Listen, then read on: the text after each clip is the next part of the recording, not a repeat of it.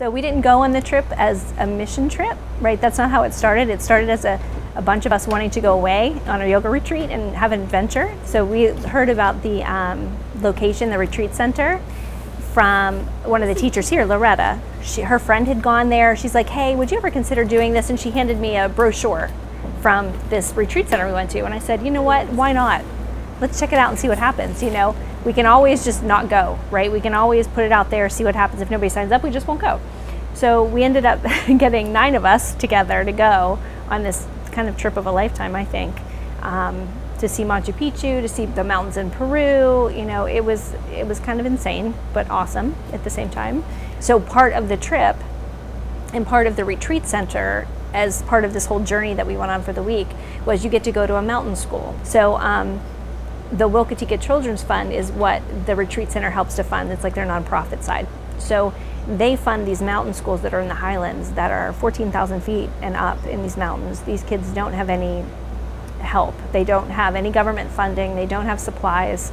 Everything is funded by the parents, by sometimes even the teachers and the principals give of themselves so these kids have things, including food, including lunch and breakfast. So we actually got to go to a school that they had never been to before. It's a new school that they were beginning to fund and they were looking into helping. And of course, you know, 9 women, a lot of us have kids. We walk in there and they're singing songs and they're throwing flowers at us and, you know, all these things. And all of us are crying, getting all emotional. It was wonderful. I guess for me, the most amazing thing was how kind they were.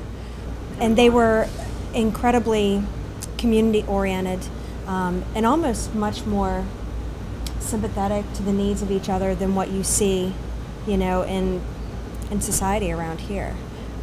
Much more humane, you know, much more generous, much more kind and giving, you know, even though they had nothing to give. Everyone was really glad to see us. We were really glad that we went. And the kids were so very joyful. That's a gift that they gave to us and they give to each other as well as their teachers. And some of the teachers and principals had to travel an hour and a half to get there, but they had cars to get there.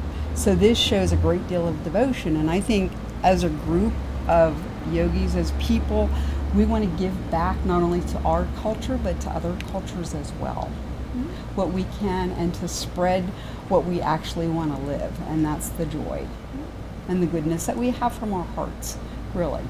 For me, it was a very emotional experience. It was very enlightening to see how these kids live. You know, when my kids get ready to go to school, we go to Staples or we go to Walmart, we buy them pencils and we buy them backpacks. Like, that's just what you do every year.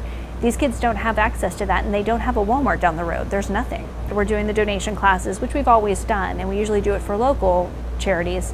For the next couple months, we're going to give it to them. I'm also in the process right now of doing a t-shirt design with a friend, and we're going to do a t-shirt tank top design, and then some of the proceeds from that will also go. Textbooks, I think they wanted Spanish textbooks, so they primarily are speaking Spanish. So Spanish textbooks, pencils and pens, paper. They take some of the money, and they do provide breakfast and sometimes lunch, both for the kids when they're there as well. Everything our kids need, you know, but they're not picky.